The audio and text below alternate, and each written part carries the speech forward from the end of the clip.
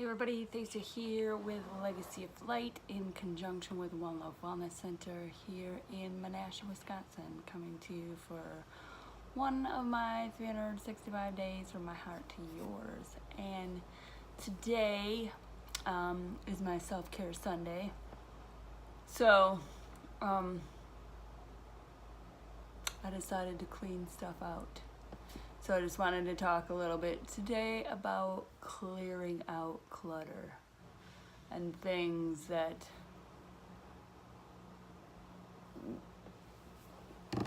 kind of don't leave space for other things to come into your life. So what your home environment is like is what your mental environment is going to be like. So if you have a lot of clutter and things that aren't being used for their usefulness, then that's how it's going to come out emotionally, because our home is supposed to be, you know, our safe haven, our place where we can just be and feel safe, but also like stress-free, and you know, so we could just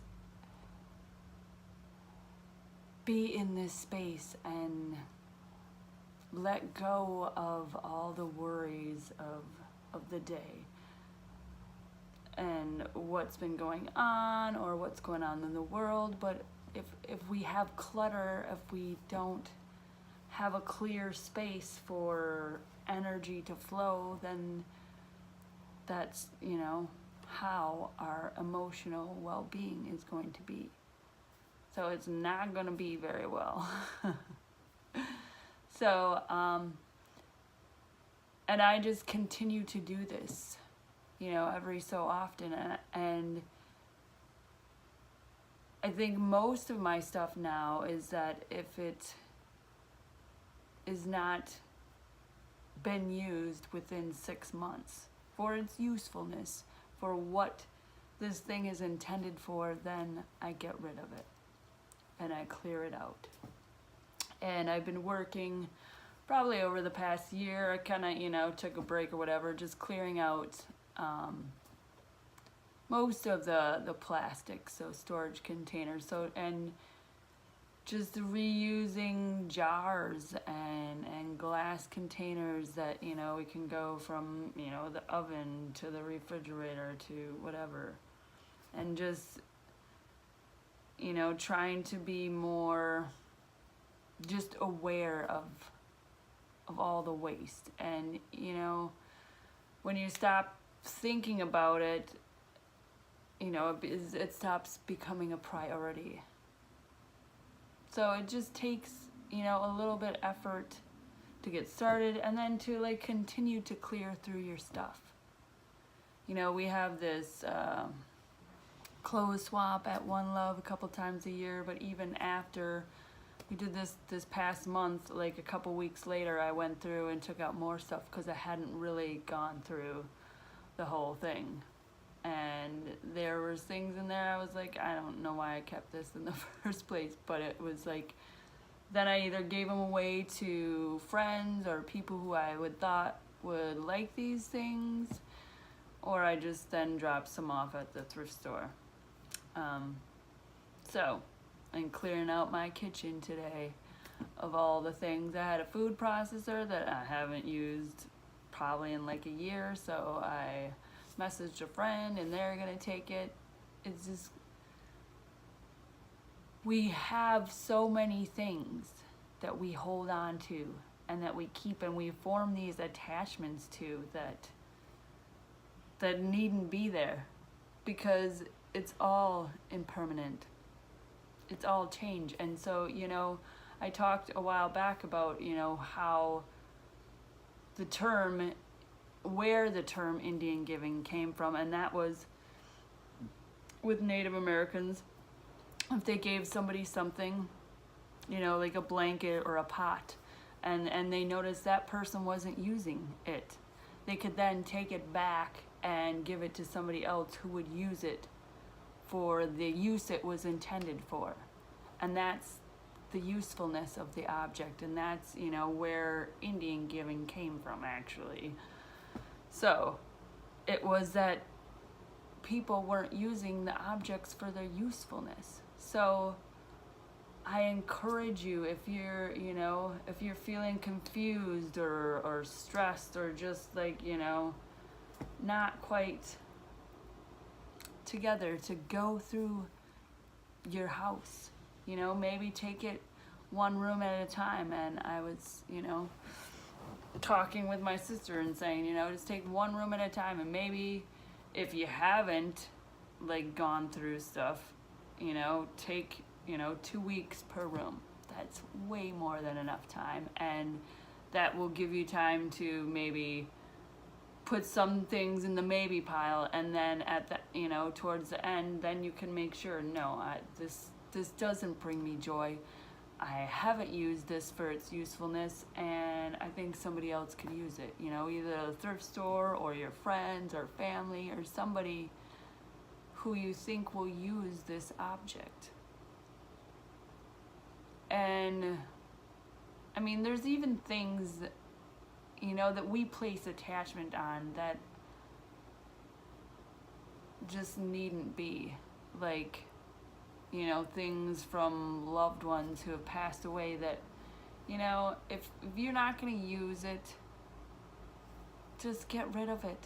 Like, they're not going to get angry with you and be like, oh my God, I gave you that teapot. It's okay. If you don't love it, it's not going to diminish the relationship that you had with that person in any way. It is not going to change it. It's not going to hurt their feelings, and it's not going to hurt you. What it's going to do is, if you let go of your attachment to that, that is going to open up space for other things then to come into your creation, into your life, into your existence. Because we have all this stuff cluttering up space so that the new stuff doesn't have anywhere to go. So why would we expect anything new when we're like hanging on to all this old stuff that's just like cluttering up our lives? And you know, it literally causes you stress. So go through your entire house. Get rid of what you don't need. Move around. You know, I move around my furniture every once in a while just for, you know, like moving stagnant energy. Get that energy flowing and moving through your environment, so everything's just not in the, you know, the same space. You know, you give it room to breathe and grow and open up, you know, new avenues for the energy to flow. But I cannot tell you how freeing getting rid of stuff is, and going through, you know, what is really of value to you. And what things, you know, maybe if it's something, you know, like a picture or a painting, what do you look at and just be like, wow, that really brings me joy. You know, it doesn't do anything, it just sits there, but wow, you know, it just makes me happy to look at that. Well, then keep those things. Keep the things that you're like, I love this. This brings me joy. I use this regularly, you know, talking about dishes and cups and things. Like, we have so much stuff that we're not using. And, you know, it's almost like telling that object that it's just not useful. And it's kind of like, you know, telling us in our connection that we're not useful.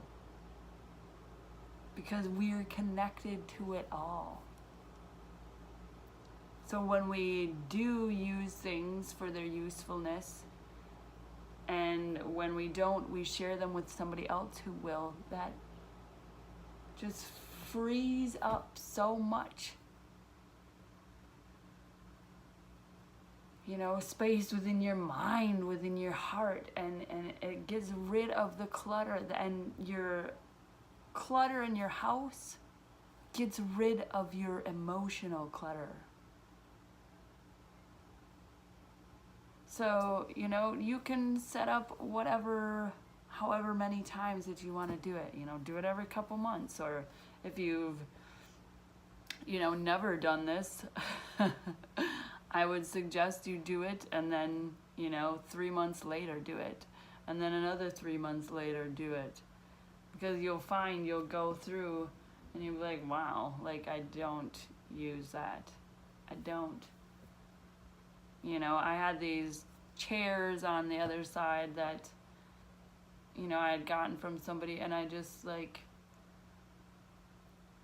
didn't really use them, wasn't really sitting in them. So somebody else needed some chairs for their apartment. They didn't have any furniture, so I just gave them to them. And this dining room table that we had in the garage that one of my girls was going to take, but then she didn't end up using it, so we gave that to that person. It's just like, it's so freeing to go through and get rid of stuff, and to do it like on a regular basis. And if you do it on a regular basis, you know, twice a year should be plenty, just to make sure that you have room for new things to come into your life. You have space open because you're like, oh, I got rid of that, I didn't use it, or, you know, I gave it to somebody for usefulness, or whatever. And keep the things that are like, you know, bring you joy.